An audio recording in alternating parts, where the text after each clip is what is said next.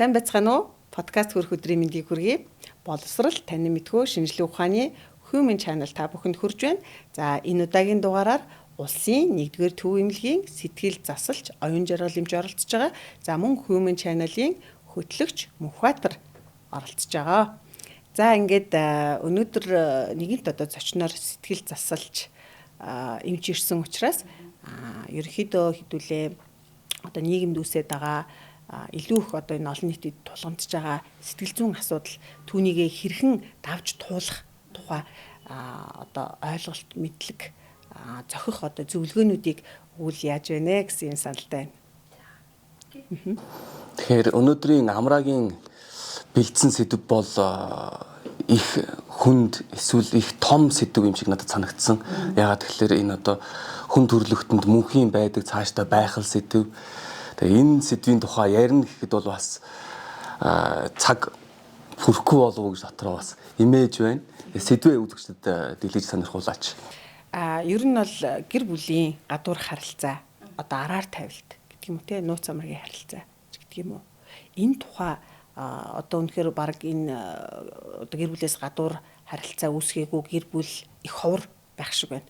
Жишээлбэл би ингээд хуульч өмгөөлөгч хүний хувьд манай ирж байгаа өөрчлөлөгч нарын дийлэх нь ерөөсөө магадгүй нэг гэр бүл цуцалтай холбоотой асуудал ч гэдэг юм, гэр бүлийн хүчирхийлэлтэй холбоотой асуудал чинь яг уг суурь нь юу юм бэ гэдээ үзэхээр дандаа л нөгөө нэг гэр бүлээс гадуур харилцаа үүсгэчихсэн, тэгээ араар тавьдсан, нууц амрын харилцаа үүсгэчихсэн ийм тохиолдлууд их илбэг байгаад байна л да.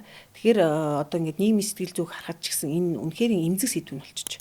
Өдөр тутамдаа л бид нар олон нийтийн сүлжээгээр харж байгаа шүү дээ, тий. Нөхөр маань энтэй явуулдлаа. Энэ биеийн үнэлэгч энэ юу гэдэл нөгөө хүмүүсийн нэр тодорхой нэр ус зураг энтер тавиал, тий. Ажлын газрын хаягийн тавиад ч гэх юм уу, эмэгтэйчүүд энэ олон нийтийн сүлжээнд бас тэр янз бүрийн байдлаар л нөгөө уур бухимдлыг илэрхийлээд байгаа ингээ харагдаад байна л да. Энэ нэг талаасаа бас гэмтрэг болчоод идэг. Нөгөө талаасаа бас хүний сэтгэл зүйн үед бол хүндэл байгаа л да. Мэдээж яриг сайн байхгүй штэ.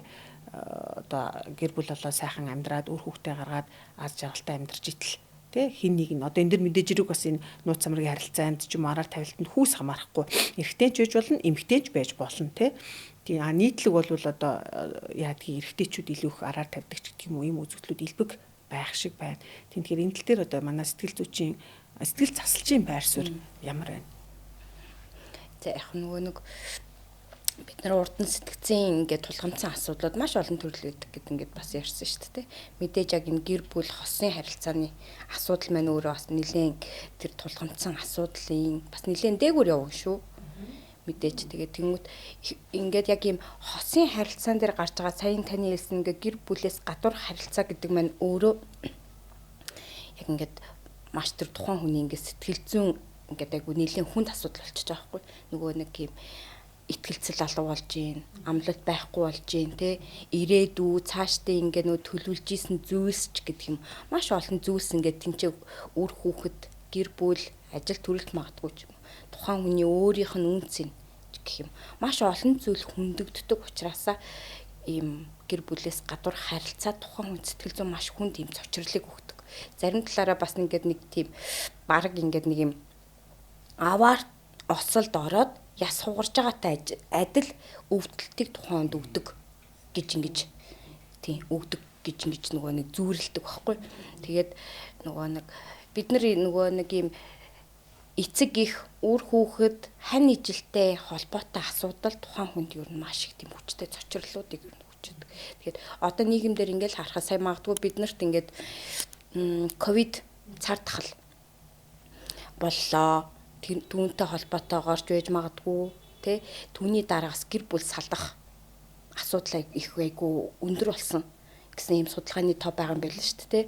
Тэгэхээр тэр ч гэсэн ингээл бас нөгөө нэг олон зүйлэл энэ яг гэр бүлийн асуудлуудад ингээд нөлөөлж байгаа гэж боддог. Тэгээд энэ маань өөрөө ингээд магадгүй дээр үед ингээд Монголд харьцангуй гэр бүл салалт өөр байсан нь бас учиртай. Одоогийн бидний амьдарч байгаа цаг үе ч гэсэн өөр болсон, хүмүүсийн сэтгэл зүй ч гэсэн өөр болсон, асуудлыг харах, даван туулах чадвар хүн болгоных ингээд нэг хариу үйлслүүд нь өөрөөр байгаад байгаа байхгүй. Тэ харилцаа адил. Түүнтэйгээ холбоотойгоор бас юм гэр бүлээс гадуур харилцаа, гэр бүл ингээд салах асуудлууд ер нь бол тулгамдсан асуудал болж байгаа. Тэгээд тухайн хүнд ч гэсэн маш тийм хүчтэй өвдөлт өгдөг асуудал байна л гэж харж байна да. Хардаг да. Одоо танийхаар бол одоо чинь ингээд сая ковидын дараа яг үнэхээр нөгөө нэг юм би бол судалгаа л харсан. Тэгэхээр нөгөө нэг ковидын дараах ингээд гэр бүл салах асуудал айгу өндөр болсон гэсэн байсан шүү дээ. Тий. Ер нь энэ юу гэдгийг гэр бүл цуцлалт өөрөөр хэлбэл юу гэдгийг гэр бүлээс гадуур харилцаа гэдэг юм уу нууц амрын харилцаа араар тавилт гэдэг чинь өөрөө яг Монгол Улсын хуулиар бол зохицуулагдаагүй харилцаа. Тий. Энэ бол нөгөө хуу хөний ёс суртахууны л асуудал. Тий. Одоо өөрөөр хэлбэл хүний хайр сэтгэлийн хуулиар зохицуулахгүй л гэдэг. Тий. Одоо тэр Батад улмаа хоёрын хайр сэтгэлийг энднийг өмгөөлөгчтэй одоо шийдээд зогсохоос илүү эсвэл одоо тийм хууль тогтоогч хуулийн зохицуулалт гаргаад зохицуулаад тахаас илүү тухайн хүний одоо тэр хувийн ухамсар ёс зүйн ёс суртахууны л асуудал юм байгаа. Тэгэхээр өнөөдөр манай дээр үйлчилж байгаа одоо хууль эрх зүйн орчинд энэ тухайн харилцааг бол зохицуулаагүй. Тий. Тэгэхээр одоо юу гэдгийг сая ковидын үед бол харцангуй бүх хязгаарлалтууд 20 цээрүүд тавигдсан 20 цээрэнд орцсон байсан учраас гэр бүлэрээ одоо ингээм хамтдаа удаан хугацаанд хамтдаа байлаа шүү дээ. Тэгэхээр одоо нэгнийг нэг илүү таньж мэдгч гэдэг юм уу те нэгнийхээ зан харан шинг таньж мэдгч гэдэг юм уу одоо янз бүрийн байдлаар бие бинийгээ таньж байгаа байхгүй юу? Тийм хугацаа өнгөрсөн байна. Одоо энэ орчин цагт чинь бид нар бүгд л ажил төрөлдөө явчихын, сургууль соёлдоо явчихын, гэр бүлэрээ хамтдаа байх тэр орчин цаг нь бас хязгаарлагдмал байсан. Тэгэхээр тэр ковидын үед бол нөгөө гэр бүлтэй нөгөө нэг манай гэрт нэг юм гишүүн байд юм байлаа шүү дээ танилцсан гэдэг шиг нэг онгой шиг ер нь бол яг хөө ингээд гэр бүлэрээ хамтдаа ингээд цагийг өнгөрүүлээд ирэхээр илүү их хуу хүнийхээ хувьд ч гэдэг юм уу хин бэ гэдгийг илүү их тийм таньж мэдэх юм болцоо олцсон болов энээс ч бас улбалаад магадгүй нөгөө нэг гэр бүл цуцлалт бол харцангуй бас нэмэгдсэн.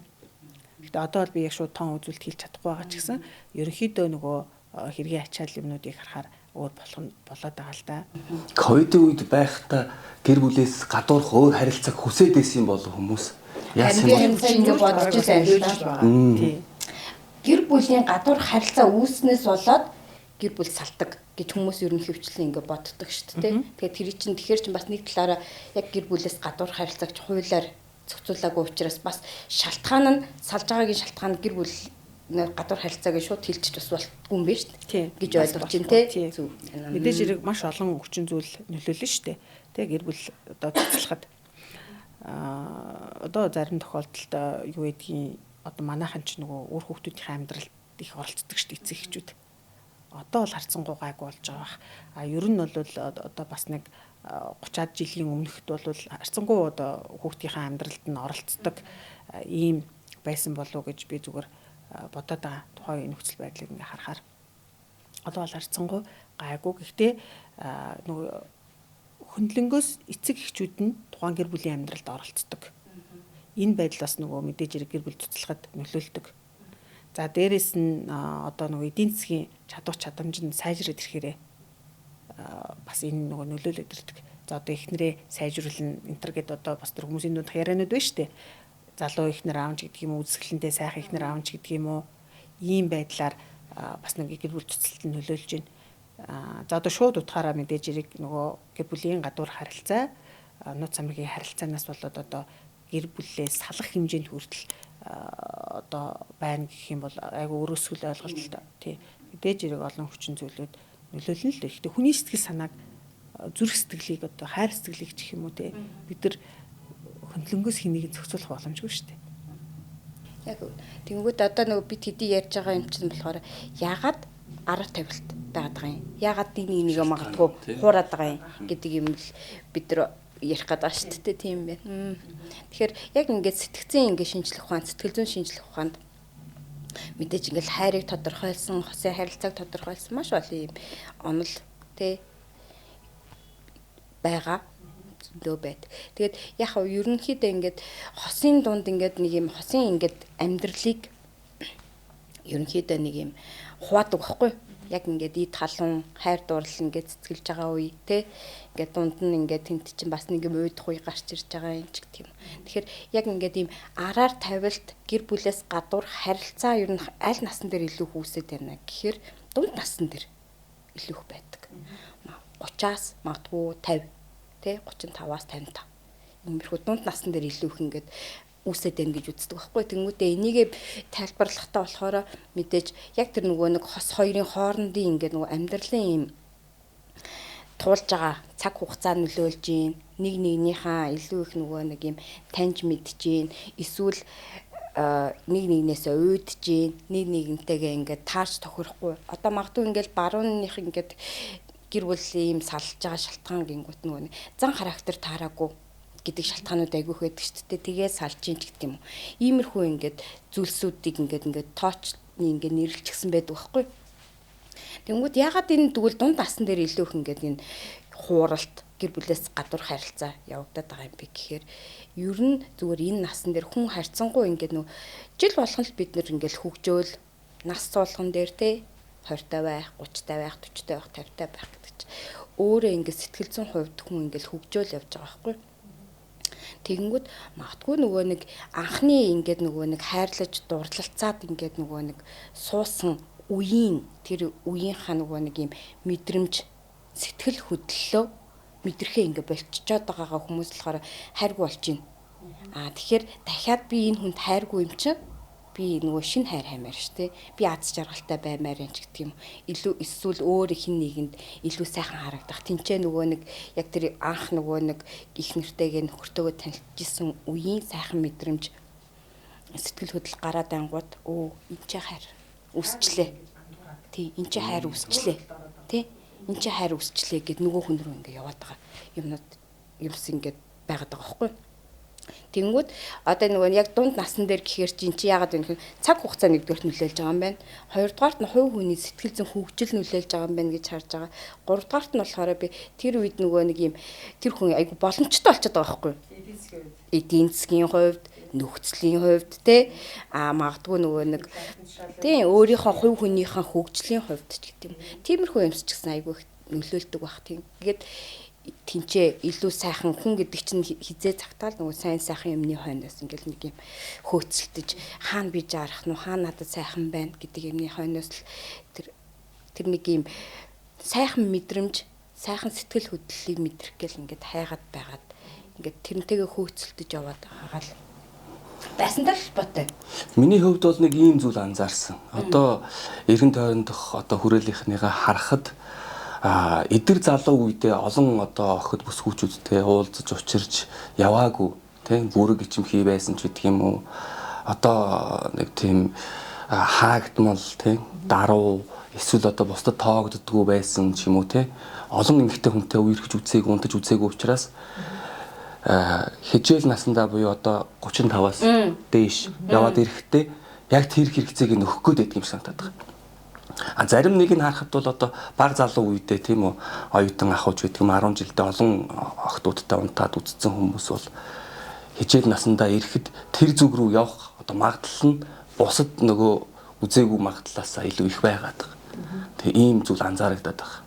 Тийм байх магадлалтай. Тэгж анзаарав. Ер нь нэгэн тойрондох хүмүүсээсээ тэгж анзаарч. Тийм. Анзаархаар чинь танд бас тэнцээ нэг юм бодол үүссэн биз дээ. Яг нэг үйлдэлээс нь ч гэдэг юм уу. Тийм. Зүгээр хүн нь урд нь тийм байсан одоо ингэж байгаа юм чи тэр нь тийм байх гэж та бодож байгаа юм. Тэгэж бодож байна. Тийм магадлал бас байгаад байна. Тийм. Тэр зүйлээ гүйцээх гээд амжаагүй одоо энийгээ би гүйцээчи. Энэ нэг дутуугийн комплексаа нөхчий гэдэг нэг тийм юм байгаад ах шиг байна гэж би анзаарж байгаа. Зүг болов буруу болов. Яг нөгөө хүн гэдэг чинь нөгөө төрөлс дандаа нөгөө сайн сайхан юмны хойноос ерөнхийдөө тэмүүлж шунж идэг төрлийн хүн гэсэн шүү дээ. Тэнгүүд ингээ ерөөсөө эрэгтэй эмэгтэй хоёр хүний хайрын тухай ойлголтын тухай бид нар бас ярих хэрэгтэй болчиход байгаа байхгүй. Хайр юу гэж ойлгох юм. Гингүүд энэ ч ингээд ер нь бид нар ингээл энэ хайр гэдэг юм чи хүн төрлөختөө үүснээс ахуулаад ингээд одоо хүртэл ингээд бидний асуудал яг жинхэнэ хайр чинь юу юм? Хайрлан гэдэг чинь юу юм? Хайрлагдах гэдэг чинь юу юм? Ингээл бид нар чи ингээд бодоод яваад байгаа шүү дээ. Тэнгүүд эрэгтэй хүнд ийм эрэгтэй хүн ямар үедээ өөрийгөө хайрлагдах вэ гэж ингэж боддог, итгэж өмшдөг вэ гэхээр хүчтэй эдийн засгийн боломжтой, магадгүй хөөрхөн сайхан байх, тэ эрх мэдэлтэй байх үедээ эрэгтэй хүн илүү их тэр үед хайрлагдах би магадaltaй гэж үздэг, итгэдэг, үнэмшдэг. Эмэгтэйчүүд харин илүү нөгөө гоо сайхан талтай илүү харагдах, тэ хүнд ингээ мэдрэгдэх байдлаар хөөрхөн сайхан байх, ухаантай байх, элдэг байх, одоо ажилсаг хичээнгүй байх, сайн ээж байх, сайн охин байх ч гэх юм уу, тэ. Тиймэрхүү маяг эмэгтэй хүний хайрлагдах гэдэг юм тэр байгаа даахгүй. Тэгэхээр бид нар ер нь ингээд нэг юм би бас айгүйх боддог байхгүй тэрийг. Ингээл харж хахад дандаа бид нар магадгүй та хоёр ч ингээ бодорой зөө. Залуу байхдаа би яадаг байсан бэ? Хүнд гингүүд хайрыг би юу гэж ойлгоод яаж авдаг байсан бэ? Дандаа ингээд нэг юм таалагдсан охин, залуу хамгийн түрүүнд юу боддог? Тэр ямар хүнд дуртай юм бол гэж боддог байсан уу? Тэ? Тэр юунд дуртай юм бол? Тэрэнд ямар охин, тэрэнд ямар залуу таалагддаг юм болоо? Гэт тэгэнгүүтээ яг үнэ. Тийм болохыг хичээдэг байсан ш бид нар ингээл би гэхдээ ер нь эрэгтэйчүүдийн тухай бодож үзсэн болов.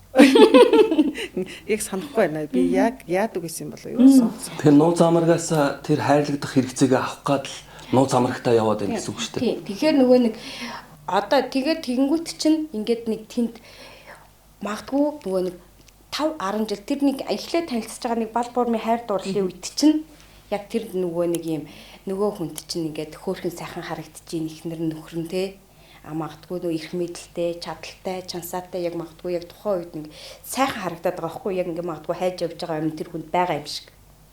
Тэгчингүүд нөгөө амьдралын явцад ингээд 5-10 жил дуулаад ингэнгүүд магадгүй нөгөө нэг анх ингээд хараад хайрлаж дурлж исэн нөгөө юмс нь одоо сэтгэл татахгүй байна. Гингүүтээ дахиад нөгөө нэг өөр газраас анхны авч ирсэн мэдрэмжийг дахиж өөр нэгнээс хин нэгнээс хайж байгаа. Тийм. Яг хөө бид нар нэг юм дээр илүү их төөрөгдөлтөө байгаад байгаа юм болов уу гэж би хараад би нэг жилийн өмнө сэтгэл зүйчтэй ярилцж байхад хайр, дурлал, шохоорхол гэдэг энийг бид нар андуураад идэг гинэ. Ерөөсөө л ингээл нэг юм тэр нэг гоё мэдрэмж тэгээ анхны тэр нэг гоё мэдрэмж биш үү? Тэр мэдрэмжийг хайр гэж ойлгодог гинэ. Гэтэл тэр нь төр зүрд үсээд сарндаг шохоорхолж гэдэг юм уу? Тэ? Дурлалж гэдэг юм уу? Ингээ төр зүйл богино хугацаанд үсээд богино хугацаанд сарндаг зүйлийг л шохоорхол, дурлал гэдэг юм байна л да. Хүн хамаагүй өдөр болгон дурлал өдөр болгон шохоорох нь байж болно шүү дээ. Одоо ингээл эргэжтэйчүүд чинь хөрх ингээл нэг ихтер бихнэртэйгээ явж байгаа ч юм уу найз өхөнтэйгээ явж байгаа ингээл нэг сайхан эмэгтэй өнгөрөхөр ингээл өөрөө ирэхгүй толгой нь иргэдэг те. Сайхан юм харцуураа. Тий.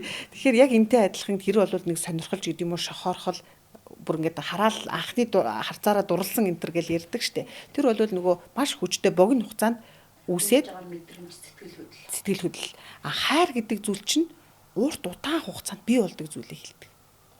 Гэтэл одоо ингээл одоо юу гэдэг октодж бай, хүүхдж бай, би ингээд хайрлцсан ста би нэрээ ингээд ингээл те сэтгэл готролд ороод ингээл имзэглээд яваад идэг. Эсвэл одоо юу гэдэг гэр бүлтэй болчоод өөр нэг эмэгтэйд одоо тэр гоё мэдрэмжийг авчаад за би энэ л чихнээсээ хайртай юм байна. Би энд одоо хайртай болцсон. Энэ ч гэсэн надад хайртай ч гэдэг юм уу. Ингээ эндүүрээд идэг. Гэтэл тэр чинь хайр гэдэг юм чинь богино хугацаанд үүсэх боломжгүй юм байна л да. Урт удаан хугацаанд хамтдаа нөгөө нэг жаргал зовлонгоо хуваалцаад бие бинийгээ танин мэдээд түүний дараагаар хамт байгаа хүмүүсийг л жихэн хайр сэтгэл одоо хайраараа хамтдаа байгаа гэж ойлгож байгаа. Тэгээд ихэвчлэн тэр нэг богино хугацаанд үүсээд тесрээд алга болдог тэр шохоорхол ч юм уу дурлалаар хүмүүс одоо юу гэдгийг магадгүй нэг сэтгэл зүгээ хуураад хайр гэж одоо андуурж төөрөгдөж ойлгоод магадгүй нөгөө нэг гэр бүлээсээ салгаж байдаг юм уу уруу алмууд хийгээд яваад байгаа шүү. Нөгөө төгөөрөө яг энэ саяын нөгөө хилээд байгаа юм яг ингээд гялбсан тэр нэг юм мэдрэмжинд хөтлөгдөөд гэр бүл болох шийдвэрийг амирт гаргаж байгаа байхгүй. Нэгт гаргаад байна тийм. Зарахад манай монголчуудын одоо гэрлэх нас ч айгу доош бага шүү дээ тийм залуудаа гэрэл. Тийм. Тэгэхээр нөгөө ихэвчлэн магадгүй энэ бас бидний нөгөө бас сэтгэл зүйн одоо боловсралтай, хувь хүний хөгжлийн тухай ойлголттой маш их холбоотой хүмүүжлийн асуудал чинь яригдана. Манайхан ер нь бол ихэвчлэн тэгэл 2025-аас магадгүй хойшлоод гэр бүл зохиохгүй байх юм бол тий энэ бол оройтж чинь гэж ингэж үздэг арт хүмүүс нийтээр. Тэгэнгүүт тэнцээ нөгөө нэг нийтийн ийм нөгөө нэг бас бодол санаа, нийтийн асуудалд нь хүмүүс айгүйх яардаг залуучууд надад тийг санагдаад байдаг. яарад нөгөө нэг гоё очоор ассан тэр нэг юм төр зургийн мэдрэмжинд хөтлөгдөөд магадгүй эрт гэр бүл зохиочж байгаа асуудал маань ч гэсэн бас энэ нөгөө нэг гэр бүлээс гадуур харилцааг үүсгэхэд аяг нөлөөлж байгаа байхгүй. Төр зургийн нөгөө хүнээ танихгүй, сайн нэг нэгээ мэдгүй байж иж үерхэд хурдан гэр бүл болоод хурдан хүүхэдтэй болоод ингээ явцдаг. Тэнгүүд яг магадгүй ингээ хүн болгон ч өөр ингэсэн онцлогтой шүү дээ. Гэр бүл байна гэдэг чинь хоёр хүн ингээ хоёр талаас ингээ хоёр өөр хүн ирээд нэг нэгээ тань мэдээд ойлгоод нэг нэгнүүдөө тасан зогцоод нэг нэгийг ойлгоод ч гэдэг юм уу те. Ингээд үргэлжлэх ёстой. Одоо магадгүй одоо ажиллаар бол үйл ажиллагаа байхад чинь энд чинь ингээд нэг юм нэгдэлцэхгүй байхаар тэгвэл одоо нэгэнт одоо гэрэлцэн, хурмаа хийцэн, хүүхэдтэй болцсон. Тэгсэн чинь нэг өөр газар ингээ бас оч үсээд шүү дээ. Тий. Одоо шийдвэл Мөнхбаатарын хувьд харцангуй одоо нөгөө бусад тохиолдлуудыг бодвол гэр бүлийн доктортой байгаа ийм залуу манай Мөнхбаатар. Тэгэхээр юу гэдгийг мэдээж хэрэг амьдрал юм чинь янз бүрийн тохиолдсон шүү дээ. Ер нь хэрхэн яаж давж туулж ийн одоо ингээд 4 хүүхэдтэй эв найрамдалтай аз жаргалтай ингээд сайхан амьдарч байгаагийн жишээлбэл нууц нь юу юм бэ? Одоо нууц гэх юм уу эсвэл одоо наад асуултанд ч ганц үгээр л хариулж байгаа шүү дээ. Эхнэрийнхээ үгийг сонс, эхнэр бол босс гэж. Надад бол зүгээр ийм зүйл одоо харагдаад, анзаарагдаад байдаг зүйл нэг ийм би өөрийнхөө жишээг яриаггүй шүү. Та хоёр бол одоо ингээд гэр бүлээс гадуур харилцаа, одоо нууц амрагч байдаг юм уу те энэ зүйлийг бол юм хайр сэтгэлээрээ нэмэгтэй хүмүүс учраас. Эрэгтэй хүмүүст болохоор эхнэртэй хайртай мөртлөөсөө гэр бүлээс гадуур харилцааг одоо ингээд тусдаа нэг спорт чиг, секс спорт гэдэг шиг те ингэж авч үздэг бас ийм хүмүүс бас байна. Тийм. Тэгэхээр одоо бэлгийн таашаалыг өөр газраас авахыг хүсэж байгааг бас одоо тийм одоо шууд л ярих хэрэгтэй шүү дээ. Нэг нөгөө тийм зүйл бас байгаад байна те. Ерөөсөө тэр үндслээр л өөр нууц амрагтай, өөр хүүхэнтэй, тэг гэр бүлэн доктортой, тэг эхнэртэй хайртай. Тэгсэн мөртлөөсөө бодохчгүй. Тий. Тэг ингээ яваад идэг ийм тохиолдлууд байгаад байна. Тий. Би бол тэгэж дотроо харж боддог гэх юм уу да. Тийм шүү дээ. Нөгөө нэг миний толгойд дотор байгаа урамшууллын даавруулах дофаминыг маш ихээр ялгаруулдаг юм чинь бас секс шүү дээ. Мөн. Баггүй. Тэгэхээр нөгөө нэг тэр сексэс таашаал авж иж дофаминаа ялгаруулж иж тэр хүн чинь бас ингээд сэтгэл зүйн хувьд ингээд юм эрчтэй, хүчтэй. Одоо соргог, сэргийг юу гэдгийг те тэр хүнд чинь бас нэг хүсэж байгаа нэг юм байгаа хэл та. Тэрнтэй холбоотойгоор бас байж болох л. Гэтэ оюун жаргал юмш түрүүн хэлж штэ. Ингээд нэг юм амьдралын юм тодорхой үе шатууд байгаад байна. Хаана одоо тэр нөгөө хууралтч гэдэг юм уу одоо өөр эмэгтэй хүсэх тэр дур сонирхол үүсээд юм гэхээр нэг тодорхой нас байгаад байна шүү дээ. Одоо 25-аас 50, 55 ч гэдэг юм уу. Ер нь бид нар энэ цаг хугацааг яаж даван туулах юм? Яаж нөгөө гэр бүлээ бүтэн авч үлдэхийг хичээх юм? Мэдээж сэтгэл зүйн талаас хэцүү л ах. Хэрвээ магадгүй одоо нөгөө гэр бүлийнхаа хүнийг одоо гэр бүлээс гадуур харилцаатайг мэдчихвэл ямар ч хүнд одоо тийм таатай бол санагдахгүй шүү дээ. Тэгэхээр бид нар энэ одоо тэгээ таагүй байна гэд бас шууд одоо салхан чаашаа тий. Тэгэхээр энэ бүхнийг одоо яаж давж туулах хэвтэй. Хосууд энэ дэр юун дээр анхаарах хэвтэй. Сайн ярилцж явах хэвтэй юм уу? Сэтгэл зүйчд хандж явах хэвтэй юм уу? Тий. Одоо ямар нэгэн байдлаар бид нар энийг илүү эргээр давж гарах хэвтэй. Тэнд чинь дунд нь хүүхдүүд байна. Бүхэлдэн хэдэн 10 жилийн босгосон амьдрал нь байгаа тий. Илүү нөгөө нэг юм одоо эдийн засгийн хувьд ч бай, эрх мэдлийн хувьд ч бай, хуу хөний хөгжлийн хувьд ч бай илүү нэг боломжтой болоод ирэх үедээ л одоо тэр нэг араар тавилт гадуур одоо гэр бүлээс гадуур харилцаа үүсээд ийн гэж байна шүү дээ. Тэгэхээр яг энэ үед бид нар одоо гэр бүлээ авч үлдэхийн тулд, үр хүүхдээ авч бүтэн авч үлдэхийн тулд те юун дээр илүү их анхаарах хэрэгтэй, яаж давж туулах юм. Яг бид нар нөгөө нэг гэр бүлээс гадуур харилцааны тухай ярьж байгаа. Гэхдээ яг үндсэндээ энэ бол нөгөө наан харагдаж байгаа юм л тэр байхгүй юу? Ерөнхийдөө бүр ингээд цаана ухах юм бол энэ чинь хос хоёрын тухай яригдана. Хүнийхэн тухай яригдана. Бүр хувь дорчин тэ долгор хийн энэ хоёр хүний тухай ч гэсэн яригдах хэл юм болж байгаа байхгүй юу? Яг даван туулах юм гэвэл. Тэгэхээр яг одоо магадгүй бид нарт ингээд нэг юм хідэн зөвлөмж өгөхөд бол маш амархан. Тэ яг судалгаагаарчсан гарсан байдаг штэ ямар хосууд ингээд гэрэлт амжилттай байгаад байгаа юм. Ингээд Тэгэхээр тэрэн дээр нөгөө нэг хамгийн их сайн ярилцдаг, нэг сонсож чаддаг, найз шиг байдаг хосуудын гэрэлт ингээм амжилттай байсан гэсэн тийм судалгааны юм байдаг байхгүй. Тэгэхээр яг энэ ч нөгөө нэг хоёр хүний л ингээд нэг асуудал яригдаад байгаа байхгүй. Хоёр хүний асуудал. Гэтэ хөндлөнгөөс хэнийг тусалцаа үзүүлэх хэрэгтэй. Одоо миний бодлоор одоо манайханд нэг юм тохиолдол гарна тий. Тэгэхээр ерөөсөө эсвэл найзтай хандна, эсвэл ээж аавтай хандна тий. Ах дүү нэртэй хандна. Одоо энэ ингээд байгаа тэгээд байгаа гэдэг юмудаа яриад нөгөөдүүл нь ч гэсэн бас л нэг удаа л амьдарч үзэж байгаа хүмүүс шүү дээ тий. Яг мэрэгжлийн сэтгэл зүйч юм уу сэтгэл засал биш байхгүй. Тэгэхээр нөгөө өөрсдийнхөө амьдралын туршлагаар буруу зүрх янз бүрийн зөвлөгөө өгөөд идэг. Тий. Тэгэхээр нөгөөх нь бараг туйлын үний юм шиг ч гэдэг юм уу ямар нэгэн оюун дүгнэлт хийхгүй ч гэдэг юм уу ухамсарлахгүйгээр янз бүрийн үйлдэл хийдэг ч гэдэг юм уу. Зарим нь төвч. Тий. Гэтэл одоо юу гэдгийг хүчирхийлэлтэд эвлэрээд одоо төвчээдэж болохгүй. Тэ дуугүй байна, хүчирхийллийн өмнө дуугүй байна гэдэг чинь л хүлээн зөвшөөрж байгаа, дэмжиж байгаа л гэсэн үг шүү дээ. Тийм учраас мэрэгжлийн одоо тэр сэтгэл зүйчд, сэтгэл засалчид холбогдоод зөвлөгөө мэдээлэл аваад эн чинь эмчилгээ хэрэгтэй гэж бодож байгаа байхгүй. Нэг төрлийн бас сэтгэл зүйн та түрүү хэлж шít. Тэр нөгөө машины аваарт ороод тэр нөгөө одоо хідэн 10 ясна одоо нэг хугарцсан юм шиг тэ тэр өвдөлт мэдрэмжийг авдаг гэж нөгөө нэг араар тавилт гэр бүлийн араар тавилт чинь сэтгэл зүйд нь тийм хүчтэй өвдөлт өгдөг байна. Тэгэхээр энэ нэг төрлийн өвчин байгаад байна. Тэгэхээр мэдээж ирхэн өвдөхөөрөө эмнэлэгт ханддаг үсттэй.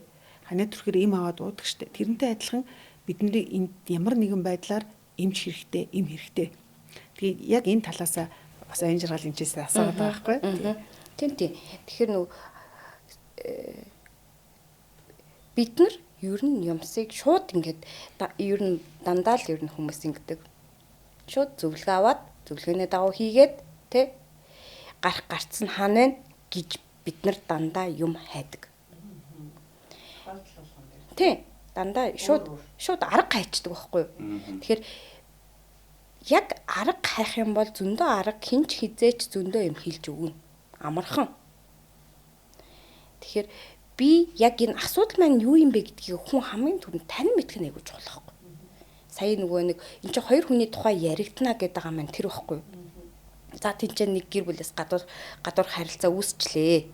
Гомдлохгүй нэг ингээд нэгэн дээр нь ичхүүр ч юм уу те юу ч гэдгийг ингээд тэр хоёр хүнд ингээд хоёр мэдрэмж үүсэж штэ. Тэгвэл энэ ч хаана юу болоод байгаа юм бэ гэдгээ хамгийн түрүүнд тань мэдэх хэрэгтэй байхгүй.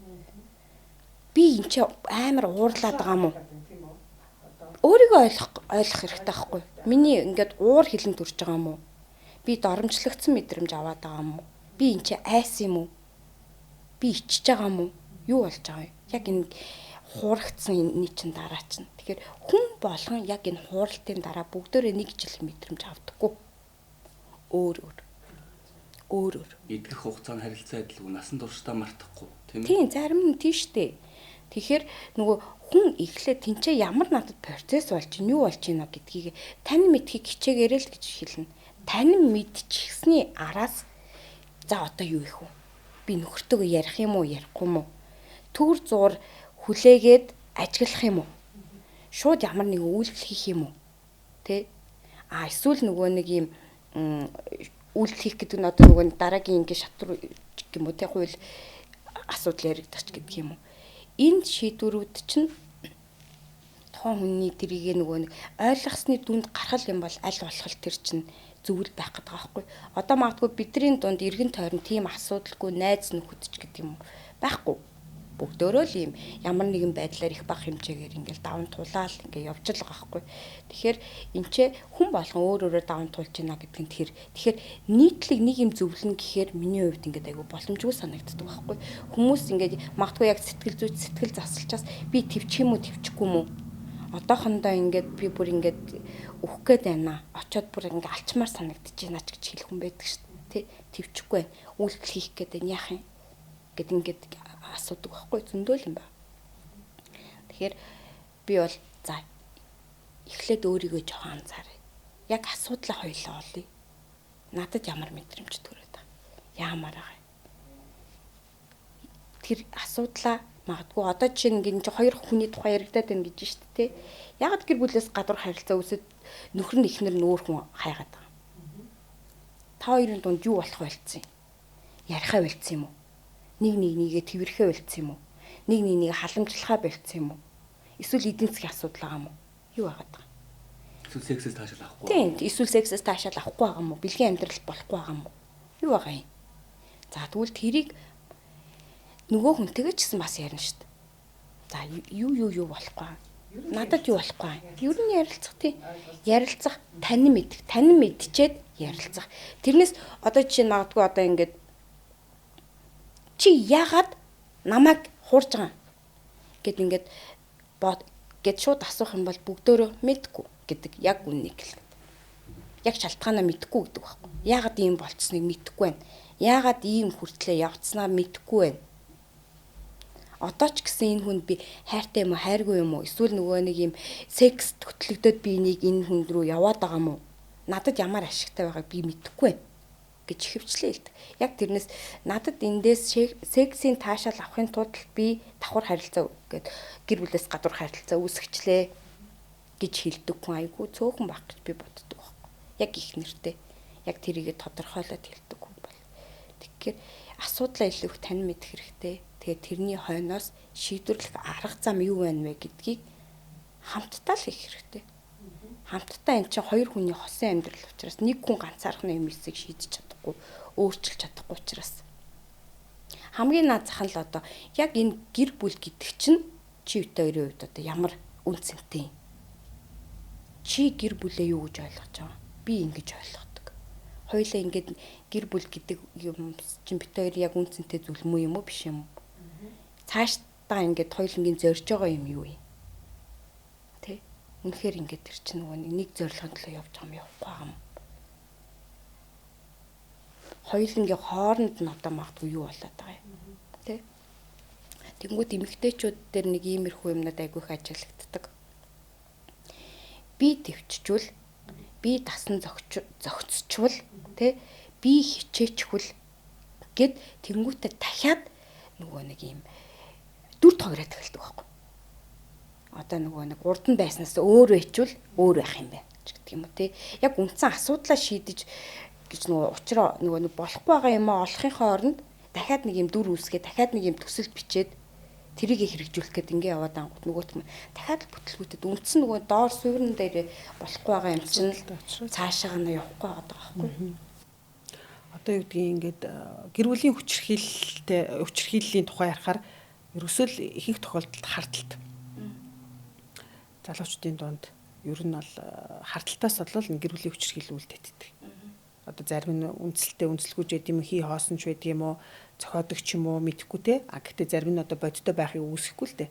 Тэгэл ерөөсөө яг л энэ харталтаас үүсээд байгаа. Тэг яагаад ингээд бид нар нэгнийгээ хардаад тэрийгэ заавал хүчирхийллийн аргаар шийдэд байгаа байхгүй.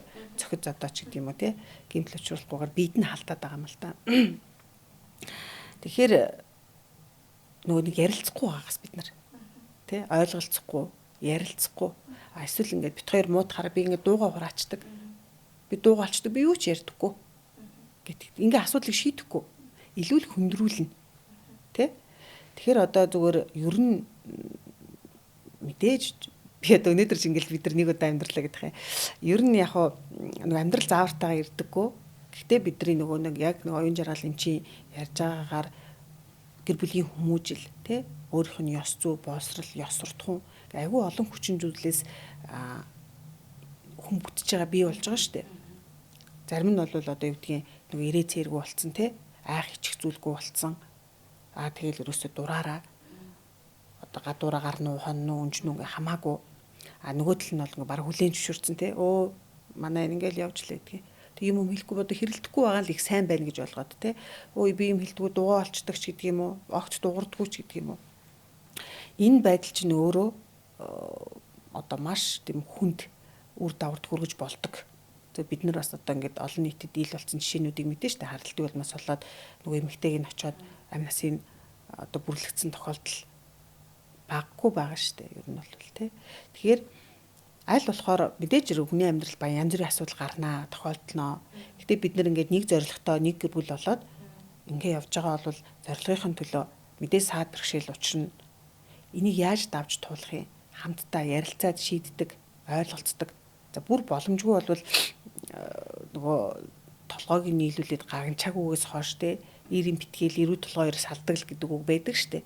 Тэгэхээр асуудал айгу тийм ямар нэгэн байдлаар хохирол багтаагаар нөгөө гэр бүлийг цуцлах асуудлыг бодлон ярих хэрэгтэй тий. Тэгэхээр эн чинь одоо яг гэр бүлийн тэр зөөр үндсэн нөхцөл ч гэдэг юм уу энэ бат бөх байдал чинь эргээд очих юм бол нөгөө гэр бүлийн тэр хүмүүсийн хоорондын харилцаа тий хэрхэн ойлголцдгийг бие биендээ хэрхэн үнэнч байгаа гэдгээс хамаарал энэ бат бөх гэр бүл явах уу гэр одоо хүч хийлгүй гэр бүл тий ингээд бүрэн бүтэн гэр бүл явах уу эсвэл одоо юу гэдгийг асуудлаа шийдэж чадахгүй нөгөө сэтгэл санаа тааш тохирохгүй болсон гэл ер нь ихтэй нэг гэр бүл цуцлахад хэмжлэлийн шалгалт тийш гаргадээ. Сэтгэл санаа тааш тохирохоо болсон гэдэг байдлаар. Тэгэхээр энийг бид нар ярилцахгүй бол төөрөгдөлд ороод нэг хайран сайхан бүтэн гэр бүлээ эвдэлж болох нь байна. Эсвэл одоо энэ асуудлыг daavж гаргахын тулд хамтдаа зүтгээд явах юм бол одоо гэр бүл бүтэн байх шиг сайхан юм хаа явах уу? Тэгэхэд энэ сайхан гэр бүл бүрэн бүтэн гэр бүл байна гэдэг чинь өөрөө энэ улсын орны хөгжилтэй шууд холбоотой шүү дээ тий. Тэгэхээр одоо улсын одоо үнэт баялаг гэдэг чинь гэр бүл байна шүү дээ. Тэгэхээр бид нар бол гэр бүлээ хайрлах ёстой, хамгаалах ёстой, бүрэн бүтэн авч явах ёстой. Тэгээд тэрний хаалт тэмцэх ёстой. Мэдээж ирэх бэрхшээл гарна. Одоо эмчд очиж л доо. Сэтгэл зүйч дээр оч, сэтгэл засалч дээр оч, уулз, ярилцдаг. Ганцаарчлаад уулзъя, хамтдаа уулзъя. Ер нь энэ яагаад болохгүй байгаа гэдэг асуудлыг эхлээд нөгөө нэг танин мэдэх ёстой гэж. Би өөрийгөө хэн байгааг мэдэх ёстой гэж хэлж штэ эмчтэй. Тэгэхээр өнөөдөр ийм асуудал тулгамдж байгаа гэр бүл байвал оролдод үзэхэд алдах юм байхгүй. Илүү сайн эрэг үр дүн бол гарах байхаа гэдэгт итгэлтэй тий. Тэгээ би нөгөө Мөнхбаатар хөтлөгчөөс асуугаад энэ л да нөгөө та түр хэлээд эрэгтэйчүүд бол магадгүй гэр бүлтэй хайртай, их нэртэй хайртай. Гэхдээ бас нэг тийм хүсэл байдгаа гэдэг шүү дээ. Сексийнхаа хэрэгцээ шаардлагыг арай өөр юм үзгээд ч юм уу тэр хүсэл юу нь байдаг. Тэрийг бол нэг удаа үзэн тэн дээр бол хайр сэтгэл ямар ч харилцаа контакт үүсэхгүй гэдэг байгаа шүү дээ. Тэгэхээр хүний амьдрал баян л та. За одоо гэр бүлдээ үнж хүмүүсийг алиг тэргэх үү, байлгүй яах вэ бас. Гэхдээ нийтлэг өнөөдөр юу гэдгийг ста ганцхан ирээр миний амьдрал дууслаа, ганцхан эмээр миний амьдрал дууслаа гэдэг тохиолдол ер нь байгаа юу? Ер нь оюун жаргалын чи ийм судалгаа байдгийн болов одоо 100% гэж авч үзлээ гэхэд тэдэн хувь нь араар тавьдаг, тэдэн хувь нь одоо үнэнч байдаг гэсэн тийм судалгаа байдгийн болов? Шууд 40% нь бол нөгөө дунд насн дээр нөгөө нэг гэр бүлээс гадуур харилцаа үүсгэж 40% нь үү? Тий. 40%, 60% нь бол гэр бүлдээ үнэнч байх нь байна. Тий. Тэр нөгөө нэг дунд насн дээр гэсэн судалгааг харсан юм байна. Одоо жишээ нь Францад бол гэр бүл араар тавилтыг бол одоо хууль бус зүйл гэж үздэггүй байх жишээтэй тийм ээ. Солонгост бол гэмт хэрэг гэж үзэж явах жишээтэй. Монголд бол гэмт хэрэг гэхээсээ илүү хэрвээ одоо ингээд баригдсан тохиолдолд эдийн засгийн хувьд бол нөхшүүр хийгээд байгаа байхгүй юу? Одоо шийтгэл оногдуулаад байна гэсэн үг. Өөрөөр хэлбэл одоо юу гэдэг тэр гэр бүлийн араар тавилтаас болоод тухайн гэр бүлээ цуцлж байгаа бол нөх хөрөнгө хуваах асуудал дээр оногдох хэсгийг нөхгүй байх ч гэдэг юм уу. Эсвэл одоо гэр бүл цуцлах хэмжээнд хүрээгүй бол ямар нэгэн байдлаар торгуулийн одоо мөнгөнд торгуулийн арга хэмжээ авдаг. Ийм байдлаар ингээд зохицуулсан байгаа даа. Америкт бол одоо муужаас шалтгаалж байгаад 3 дахь этгээд дээр мөнгөнд торгуул хариуцлага ногдуулдаг бас тийм мууж хуулиуд байгаад ах шиг байна тийм ээ. Манад бол одоо ямар ч зохицуулт байхгүй гэдэг хуулийн тухай та ярьж өгөөч. Яг одоо манад дээр бол яг энэ тэр гэр бүлээс гадуур харилцаа ч гэдэг юм уу нууц замрын харилцааг бол хуулиар зохицуулаагүй. За энийг бол одоо тэг хүний ёс суртахууны хэм хэмжээний асуудал гэж ойлгож болно. Тухайн хүний. Гэхдээ одоо юу гэдгийг манайх ингэдэг. За одоо манай нөхөр ч гэдэг юм уу ихнэр ингээд өөр хүнтэй болцсон. Ингээд ийм баримтууд нь байна. Би ингээд утсыг үтцсэн. Тэгээ би ингээд чатыг уншсан. Энэ хоёр ингэдэг юм байна. Тэгээ би бүр очиж уулзаад би зодцсон нөгөөдгийг. Эсвэл эмгтээчүүд нь очиод би маачсан гэд. Тий. Зодтолцсон гэж зодцсон гэд. Тэгээ би одоо юу яасан? Facebook олон нийтийн сүлжээн дээр зураг хөргийг тавьчихсан. Гэхдээ нөхрийнхэн ч юм уу эхнэрийнхэн зургийг тавихгүй. Нөгөө нэг 3 дахь этгээд энэ зургийг тавьчихна. За тэр нь мэдээж эерэг бодтойч байж болно, бодит босч байж болно. Үнэхээр одоо тий гэр бүлийн гадуур харилцаатай мөн байж болно, биш байж болно шүү дээ. Эсвэл ингээд тэр хардталтынхаа улмаас янз бүрийн байдлаар ингээ одоо би ингэсэн одоо би яах вэ? Би энийг өстө шоронд оруулмаар ингээд хүрээд ирдэг юм. Энэ эмэгтэйч гэдэг юм уу тий манай их нэртэй явуулдаад байгаа залууч гэдэг юм уу? Одоо шороо оронд оруулмаар яах вэ? Энд одоо ямар хариуцлага оногдуулах вэ? Гэтэл би түрүү хэлсэн эрх зүйн зохицуулалт бол байхгүй байна. Хуулиар бол зохицуулаагүй юм байна. Гэхдээ нөгөө талаасаа нөгөө хүн чинь өөрөө бас гэмт хэрэг үлдчихэд байгаа байхгүй. Хүний захидал харилцааны нууцанд нь халдсан байж байгаа жишээтэй. За тэгээ олон нийтийн сүлжээнд хүний зураг хүргийг тавьсан байх жишээтэй. Тэр хүний нэр төр гэдэг юм байгаа ш. Нэр төр алдар хүнд гэдэг юм байгаад байгаа. Хуулиар хамгаалагдсан эрхэн штэ. Гэтэл очоод зодчихно бас. Очоод зодчихно. Бас л гэмтэрчтэй хүний бид нөгөө ямар зэргийн гэмтэл учруулснасаа хамаарал энэ чинь эрүүг үеийн тусгай ингээд гэмт хэрэг гэж үйлчилсэн. Яал аав. Хариуцлага хүлээн. Тэрийг ухамсарлахгүйгээр асуудалд ингээ хандаад идэг. За зарим нь нөгөө нэг одоо жишээлбэл одоо 3 дахь читгээд нууц амраг зодуулсан. Тэр одоо нэр төр нь байхгүй нутаг усных нь тэр групп мөрөвч байдаг юм уу хаана байдгийг одоо ингээл ерөөс олон нийтийн сүлжээгээр нэг зураг нь нэр нь ингээд явж идэг. Гэт энэ хүний нууц амраг гэж цоллуулад. Гэхдээ тэрэндээ би буруутай зүйл хийцэн гэдэг би одоо ингээ буруутай зүйл хийцэн юм чинь гэд хууль хяналтын байгууллагад хандахгүй байх тохиолдлууд 100 одоо маш их байна. Ийм тохиолдлууд маш их байна. Өөрөөр хэлбэл тэр хүний үндсэн хуулиар хамгаалагдсан одоо үндсэн хуулиас дагалдаж гарсан бусад хууль заасан эрхийг хязгаарлаад ямар нэгэн байдлаар гэмтрэг үлдээд байгаа байхгүй. Тэгэхэд тэрийг ингээд хүлээн зөвшөөрдөг. За би нэрээ одоо явуулцсан юм чинь одоо яах вэ гэх. Гих мэдчлэн одоо юу гэдгийг уг нь бол одоо манайхан ч өөрсдөө нэг тийм хохирогчийн байр суурин дээр хохирогчийн дүр тоглох их дуртай. Гэхдээ одоо ямар нэгэн байдлаар тэрийг нөгөө нэг гэмт хэрэг хийж одоо зохицуулах гэдэг юм уу би бас яг нэрээсээ ойлгохгүй байхгүй. Ихтэй хүмүүс одоо ингээд жишээ нь сая нэг юм боллоо л доо ийм балетын бүжгэн жүжигийн гол утга санаа нь бол тэр жигтэй гэр бүлээс гадуур харилцаа араар тавилт байлаа. Тэгээд тэр бүжгэн жүжигийн нэрийг өгсөн хүн бол эрэгтэй хүн. Тэгээд зөв буруу юу гэдэг нэр өгчөж. Тэгээд эрэгтэй хүн бол одоо тэрийг өөрийгөө зөв юм хийж байгаа юу буруу юм хийж байгаа юу гэдэг тийм ойлголттой байж байгаа. Жишээтэй харагдах. Нийт заал даяар ингээ харахад бол эрэгтэй хүн бол тэрийг одоо ингээд ингэчлээ дээ гэж хүлээж авах. Эмэгтэй хүмүүс нь тэрийг хараад уйлайлах. Тэгээд одоо нийтлэг маст бол одоо эрэгтэй хүн араар тавих бол одоо хэвээ үзвэл эмэгтэй хүн араар тавьчих юм бол одоо бүр байж болшгүй зүйл гэсэн ийм ойлголт. Гэтэ манай эмэгтэйчүүд чи хөрх айгу бас айгу эмзэг штэ. Одоо ингээл нэг сайхан эмэгтэй гараад ирэх юм бол шууд бие үнэлэгч болчдөг те. Шууд яа болно. Одоо нийгэмд эмэгтэйчүүдийг дандаа тэгж одоо сошиал орчинд бүүлэдэж штэ. Да тэрний нууц амраг болгоно. Зүгээр миний хувьд гэхэд чинь сая чинь одоо хийж нээж хүний нууц амраг болов доо. Энэ үний бүр нэг оронд орцсон л гин юу гэдэг. Одоо тэгээд сүултээ ингээд тасна эмэгтэй хүний чинь ерөөсөө хэд 3 л тохиоллоор нэг бүлэддэг. Бие үнэлэгч яахан эсвэл хин нэгний нууц амраг. Энийг бол хамгийн муухай зүйл гэж боддог. Эмэгтэй хүний тухай дээр. За эрэгтэй хүн дээр энэ тухай яригдахгүй. Эрэгтэй хүн дээр юу яригддаг вэ гэхээр авилгач, нүүрсний хулгайч тэ? Ингээд л болоо л доо ер нь бол ингээд дуусчихна. Эмэгтэй хүмүүс хөрхий айгуу тэр нийгмийн тэр нөгөө юу гэж айгуух авдсан шүү дээ. Тэр дарамж хаа. Энийг бол ерөнхийдөө ингэж л боддог. Манайхны ингээд яг энэ гэр бүл гэдэг энэ талаарх ойлголт боловсрал байхгүй. Гэр бүлийн боловсрал гэж чинь тустай бас шинжлэх ухаан шүү дээ. Гэр бүл гэдэг юм чи өөрөө.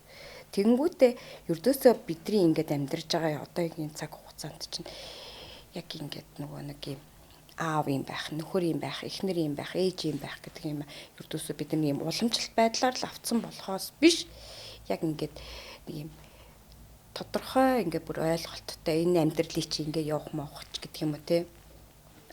Хань ижлээ сонгохдоо ямар байх юм гэдэг тал дээр ойлголт байхгүй учраас яг энэ гэр бүлээс гадуур харилцаанд их байдаг байх. Тэр их тохиолддог байх. Тэгээд тэр нь магадгүй нөгөө нэг түрүүний ирчүүдэд илүү их гэдэг нь магадгүй тэр нөгөө нэг ирчүүдийн бас сэтгэл зүйн дээрээс дахиад л яригдах болох гэдэг байхгүй юу? Ирчүүд юугаар стрессээ тайлж ийн амьдралыг даван туулж байгаа юм. Тэгэхээр магадгүй нөгөөх нь түрүүний хэлсэн секс тэгэхээр гэр бүлээс гадуур харилцаа. Гэртээ магадгүй нөгөө сексийнх нь их нэртэйгээ харилцаанд бэлгийн амьдрал сайхан байсан ч гэсэн дахиад л тэрэндээ илүү байдаг ч гэдэг юм уу тий. Ингээд нэг юм ярих чинь ингээд бүх бусад ингээд өөр юмстайгаа ингээд холбогдчих гээд байгаа байхгүй. Одоо чинь магадгүй би ингээд сэтгэл засалч эмчтэй. Тэгэхээр нөгөө нэг би өөрийнхөө ингээд өнцгөөс ингээд ярихад ер нь бол юм болгон утга учиртай. Хүн болгон ихээс дүрхтөө ээжээс гарахтаа сайн хүн байсан. Энэ амьдралын явцдал бид нар ингээд айгүй олон төрлийн зүйлстэй таарад хэлбэржээд хөвшээд одоо магадгүй тийм нэг үнэн чудраг биш тий 3 дахь читгээдийг хайдаг альва нэг юм донтдог ч гэх юм иймэрхүү нөхцөл рүү орчоод байгаа болохоос биш ер нь хүн утга учир шалтгаанаа олох юм бол магадгүй энэ нийтээр хиллэгдэж байгаа буруу гэдэг зүйл дагаа юм чи хийхгүй ч яж болох л байхгүй юу. Тэгэхээр нөгөө нэг гэр бүлээс гадуур харилцаа чинь өөрөө гэр бүл гэсэн нэг юм цогц юм чинь л эвдэж хэмтлээд байгаа учраас л буруу гэдэг байгаа шүү дээ.